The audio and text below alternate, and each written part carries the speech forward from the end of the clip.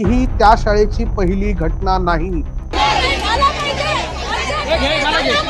आणि त्याच्यामध्ये चौकशी सुद्धा नेमली गेली होती।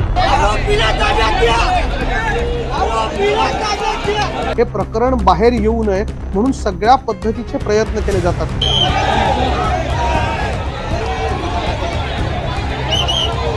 3 वर्ष 8 महिने हे वय नसतं सर।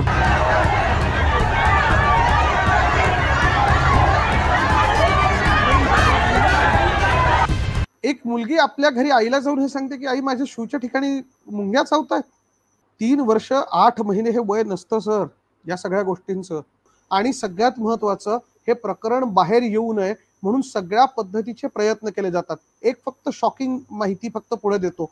एक्स वरती ही पोस्ट ज्यावेळेस व्हायरल झाली त्या व्हायरल झालेल्या पोस्टच्या खाली एकाने माहिती टाकली की ही त्या शाळेची पहिली घटना नाही।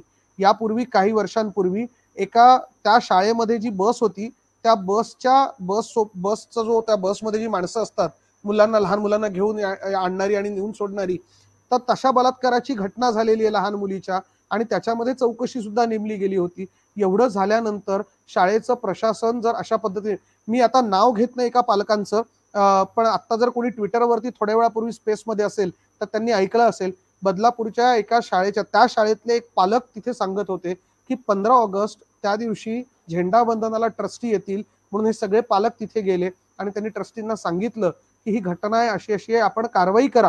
ही 15 ऑगस्टची गोष्ट सांगतोय सर मी। 12 ऑगस्टला घडलेल्या घटनेचं पालक गेले आणि पालकांनी सांगितलं की ह्याच्यावरती काहीतरी कारवाई करायची आहे।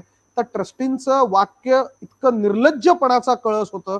ते असं म्हणाले की तुमच्या मुलींना आमच्या शाळेत सुरक्षित वाटत नसेल तर टीसी घेऊन जा।